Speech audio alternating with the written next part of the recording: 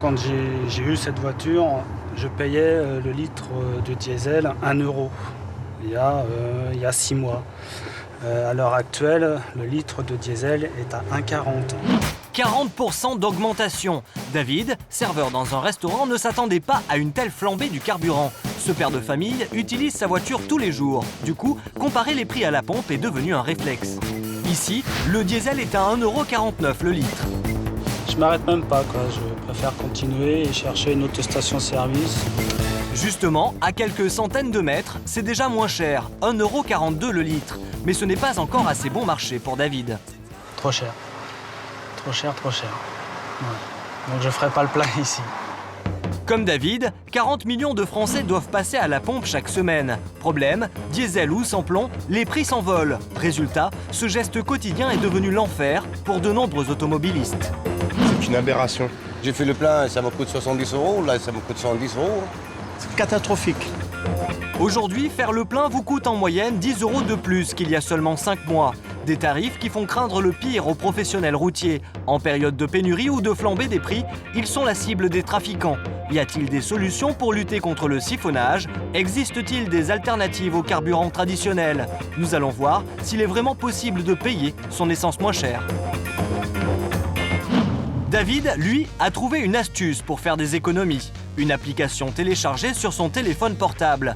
Grâce à elle, il est très facile de savoir quelle station propose le litre de carburant au meilleur prix. Donc la moins chère à proximité, qui est à 4 km, le diesel, on la trouve à 1,32 €. Ouais, ça vous permet de ne pas tourner en rond pour trouver la station-service vraiment la moins chère. Selon l'application, voici la station-service où le litre de diesel est le moins cher dans les environs. C'est bien le bon prix, qui était affiché sur le portable à 1,34 € le litre.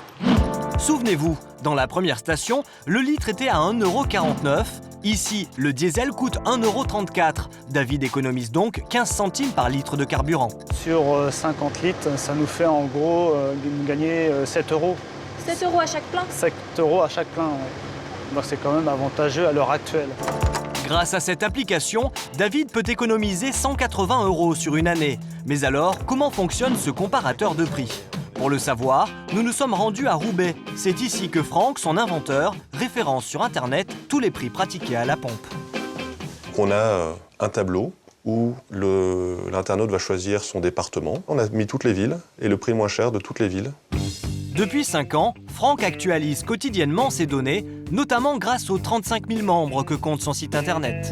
Des automobilistes qui, sur la route, relèvent des prix et viennent sur un ordinateur mettre à jour les prix. On a aussi des sources officielles, on a aussi des applications mobiles qui permettent de saisir à distance, qu'on est proche de la station, les prix. Et on a aussi maintenant, depuis quelque temps, des exploitants de stations-service.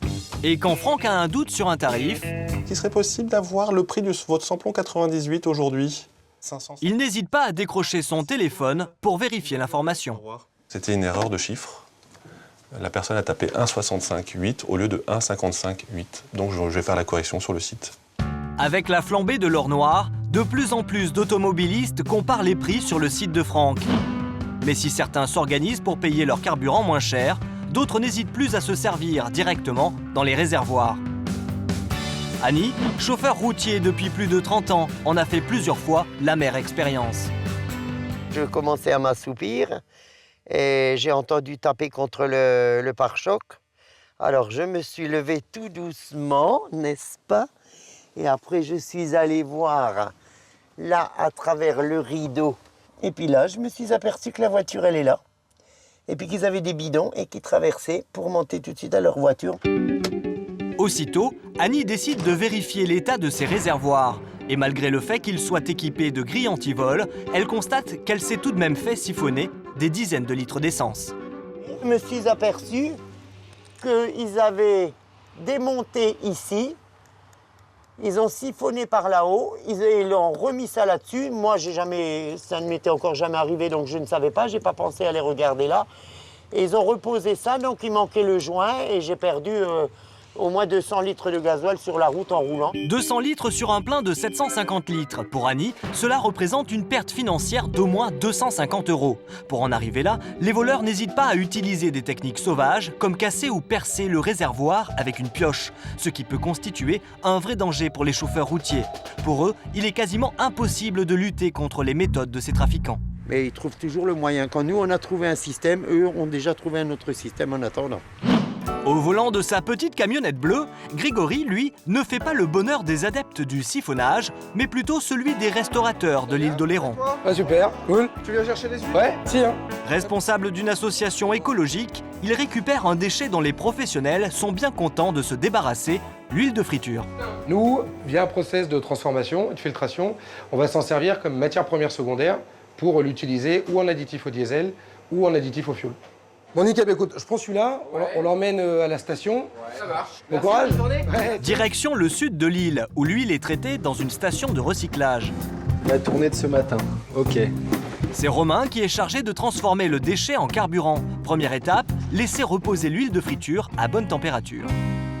On procède à la décantation, c'est-à-dire que les bidons reposent pour que les matières épaisses dans l'huile de friture usagée tombent au fond des bidons pour que dans 2 semaines minimum, nous puissions récupérer uniquement la belle huile que l'on considère filtrable et recyclable.